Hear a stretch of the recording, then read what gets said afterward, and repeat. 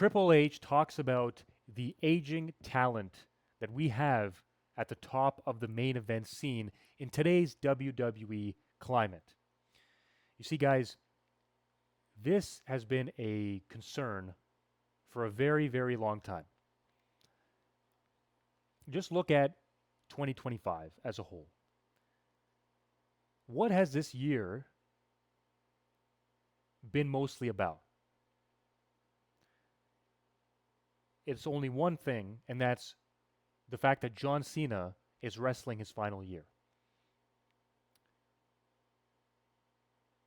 Every single time WWE talks about ratings being low, their focus is always on bringing back talent from the past, or bringing back older talent, or bringing back people that work on a part-time schedule to make up for these gaps in the ratings. We know this. This has been around for a long time.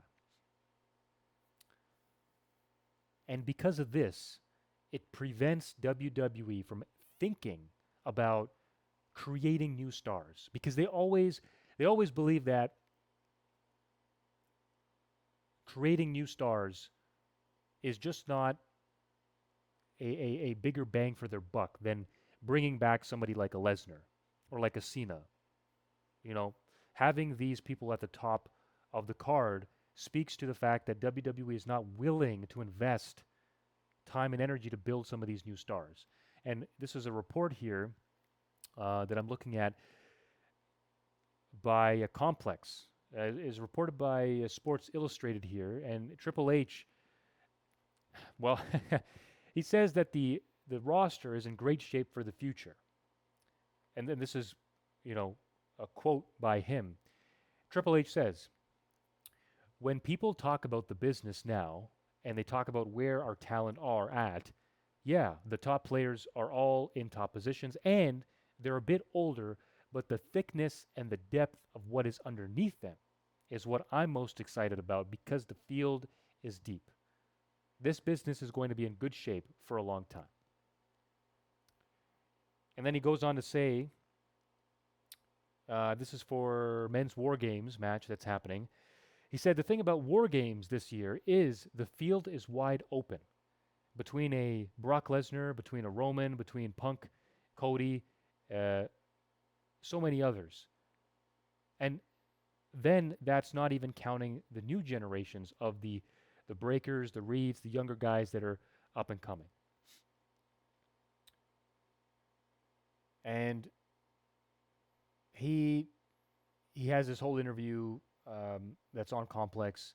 If you guys want to watch it, you can check it out. But basically, you see, he addresses the fact that we have these top players at the top of the card that we continue to rely on. I mean, if you look at the WrestleMania trailer, you guys have seen that by now. The WrestleMania trailer, it consists of CM Punk, Cody Rhodes, Roman Reigns, Brock Lesnar, Paul Heyman, and then Triple H.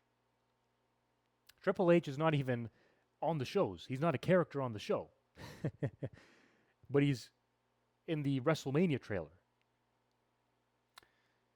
And he continuously says that he's excited for the future, that he can't wait to see this, young talent come up and make a name for themselves. But it's really hard to do that when the regime continues to think the way they have in the past, and that is rely on older talent to main event, big PLEs. I mean, let's face it. What was the highlight for WrestlePalooza? The very first pay-per-view, or PLE, I should say.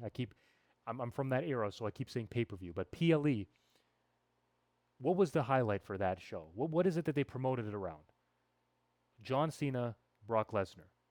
If we haven't, seen that over and over again in the past, we're getting it again for the purpose of getting numbers on ESPN. That should tell you that WWE does not believe in their young talent.